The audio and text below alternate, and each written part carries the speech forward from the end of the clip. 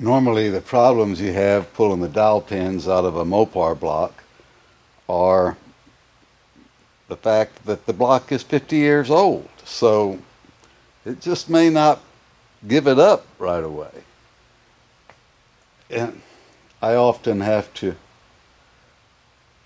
put a nut on there and weld that together, and then put a coupling nut on there and weld that together, and then use a slide hammer, and it'll come out.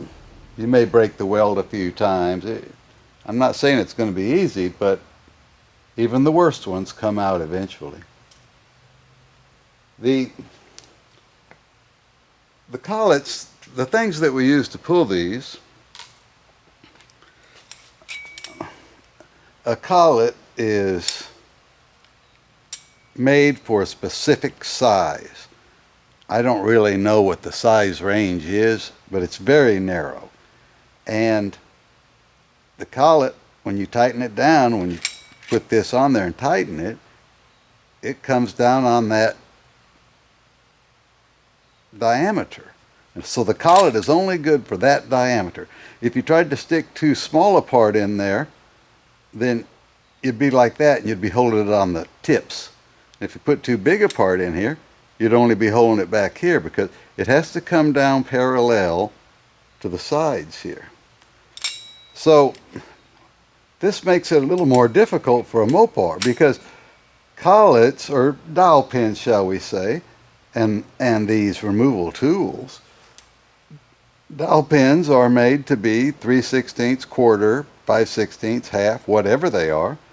But some Mopar genius came up with 246 instead of what the industry If it had made them 250, like every other machine in the world, it would be easier to pull these out. Because when you try to take this out after 50 years, you know it doesn't fit the collet right. Now, these are going to come out because they've only been in there for, well, first of all, they're 250, but they've only been in there for a few months. Of course, I hate hammering on this thing real hard because, you know, this is an aluminum deck right there beside it, you know. But hopefully that'll all come out. It's not like they've been in there a long time. Yeah. It's all good.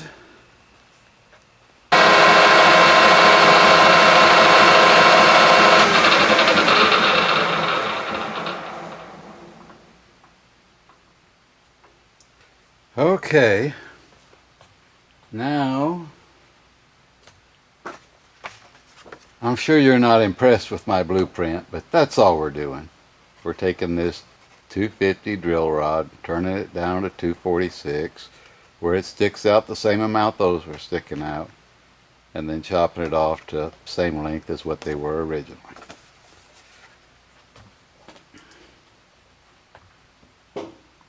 Now,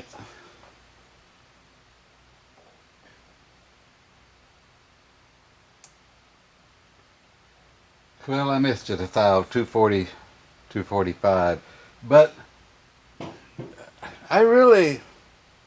that's what I shoot for on the lathe and the mill. If I can make the part within a thou, I'm happy. As long as it's not an interference fit part where it has to be perfect to, or there won't be any fit to it. You know, either it won't go in or it's going to be loose. So if it's not an interference fit part, then I'm trying to work within a thou. Now all I have to do is kind of bevel the tip a little bit there, and then cut it off 750 long and drive it in there. The only way I think this could fail is I didn't plan on heat treating it. This is, what is that, W2 or whatever you call it. It's drill rod, but you can heat treat it to make it hard, like dowel pins are. I didn't think it needed it for the location, of course, but driving it in, hopefully it won't mushroom on me. If it does, then that's a problem, and I'll have to go to plan B. But let's hope this works, and then life will be good. Okay, I've got the dowel pins made. They turned out fine, and I put some oil on a Q-tip and kind of oil, very little oil, just for lubrication going in, and also swabbed the bottom of a dowel pin. They drove in perfect. Everything's going to be fine. Now we'll get ahead, and guess what? They're going to fit.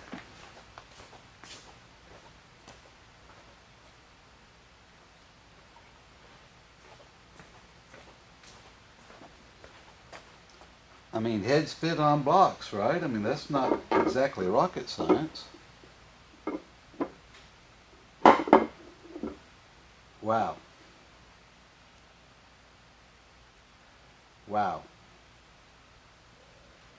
This is like that Callie's block. This is worse than anything somebody could imagine. Well, it fits on one side. I'm totally flabbergasted here. Now, what does this mean? Is the other head gonna fit, or I'm really not believing what I'm seeing, actually. Okay, let's try the other head.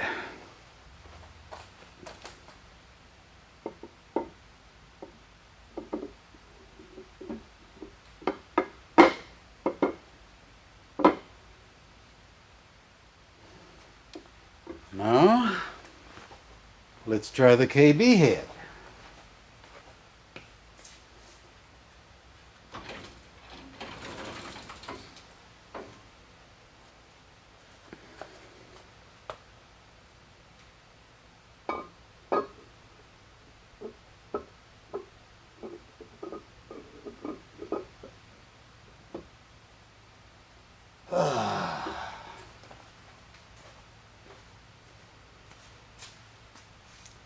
It ain't easy is all I can tell you. Yeah. Okay, well that other head fit too, didn't it? Well, I'm going to have to do some ciphering. I guess I'm going to have to measure that and see what it is. Okay, I've measured the dowel spacing on this block the best I can. All I can really measure that with that long a distance is a vernier caliper, but that's supposed to get you within a thou, and the error is obviously larger than that, or the head would fit on there. So I need a set of prints. It's I mean, I can get an idea, but I want to know the real number. So now I'll drag out some other blocks. I've got a street Hemi block, I've got a mega block, and we know the street Hemi's right, so I just get some measurements off that. Then I'll try to put the head on there, and then you'll be able to see if it's either too narrow or too wide. I'll get to the bottom of this, but it's not going to be easy. Okay, after 2 days of measuring and making phone calls and ciphering, I finally have a plan for what to do about getting the heads on here. No, I'm not going to drill out the heads and have freak heads when they're right and this is wrong, and two wrongs don't make a right, so that's not an option. But before we get into that, let's talk about the cam tunnel.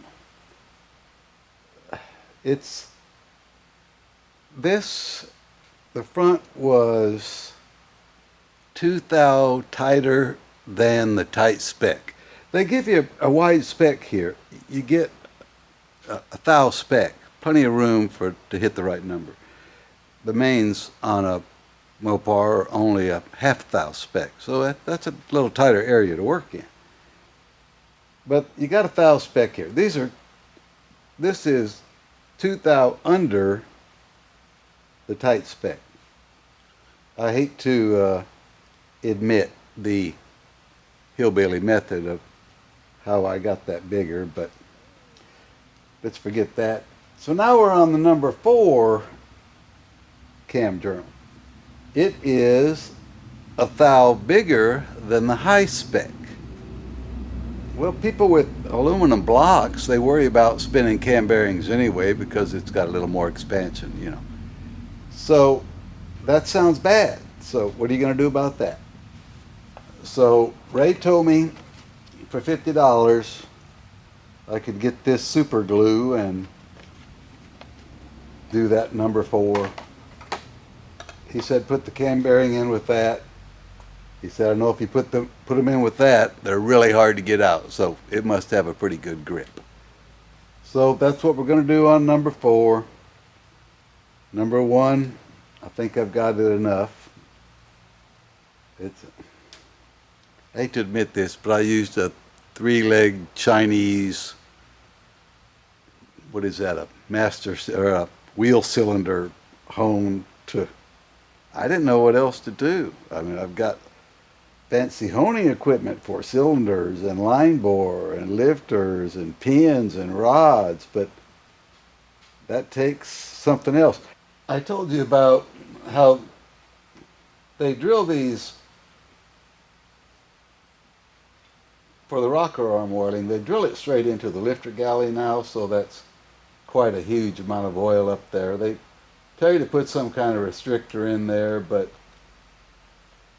I don't want to restrict anything per se, but it is quite huge the way it is.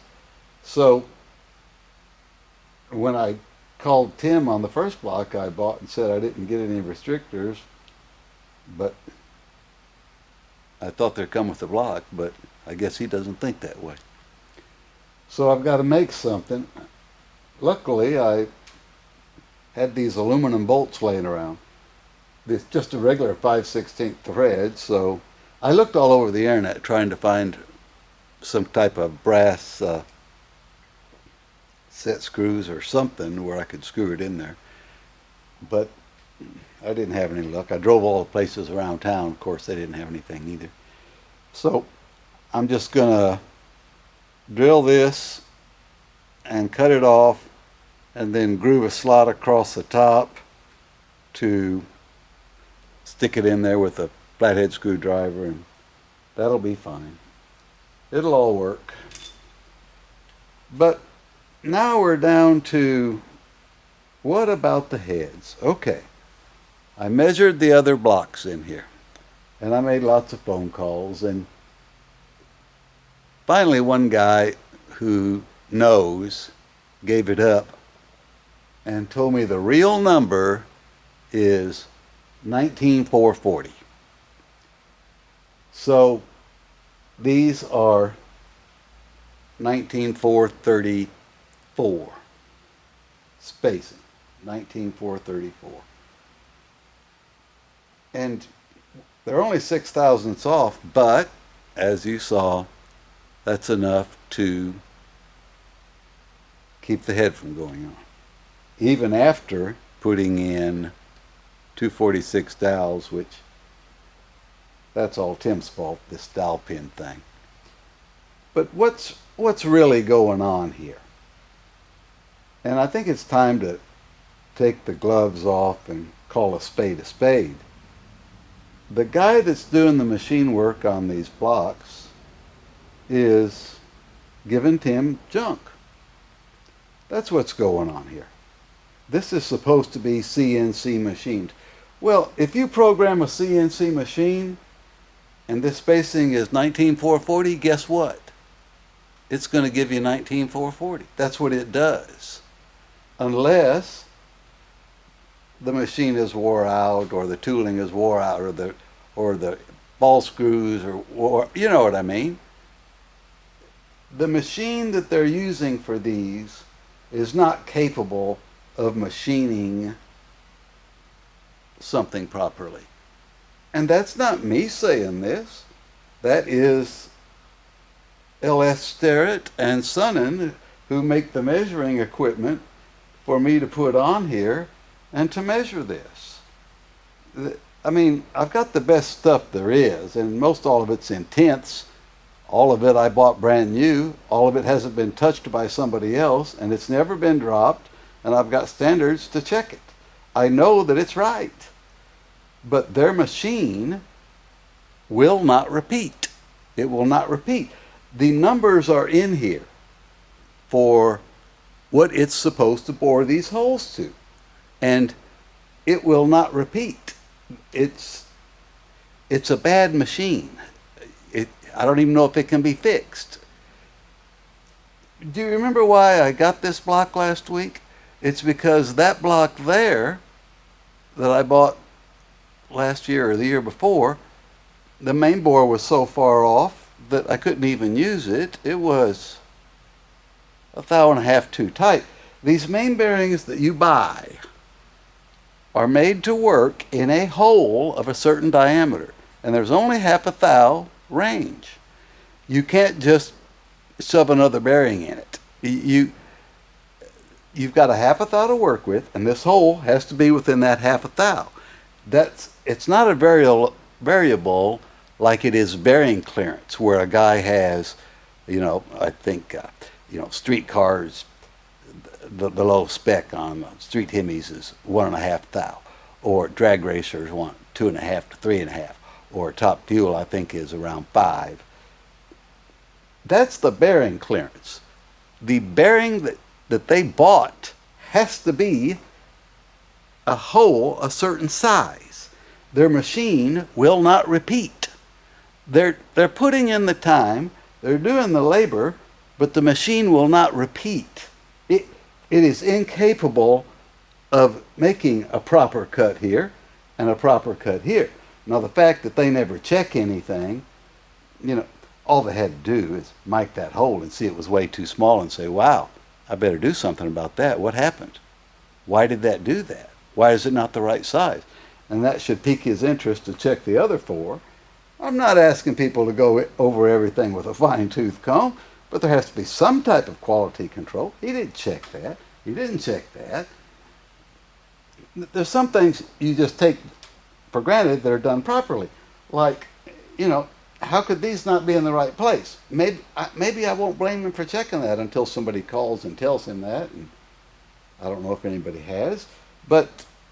And if he didn't do something about it, he should. But we know his machine is junk. It won't repeat. That's not me saying it. That's L.S. Sterrett and Sonnen and the block telling you that. So don't think that I'm the bad guy here. I'm just the messenger. The stuff's junk. Now, I don't know what you like doing less than anything else in the world. For me, I hate doing something that makes me look like a fool. And that's what this guy's doing. He's shipping out this junk, and it's making him look incompetent. It's making him look like he doesn't know what he's doing. Tim's paying him the money, and the man just can't do the job. Tim needs to find somebody else if this guy's not going to fix the problem. I am going to get it fixed. What I'm going to do is I'm going to find out. We know it's too tight, so I'm going to end up grinding the dowel pins. I can't drill the head. I'm not going to make smaller dowel pins. These are 240. I'm not doing. So I'm going to grind the dowels and get. Now, we won't really know if I have it in the right place. We're guessing. We don't know if it's 6 this way, 6 this way, or 3 on this way. We don't know. But I am going to make it fit. I am going to grind it, and we're just going to have to live with it, I guess.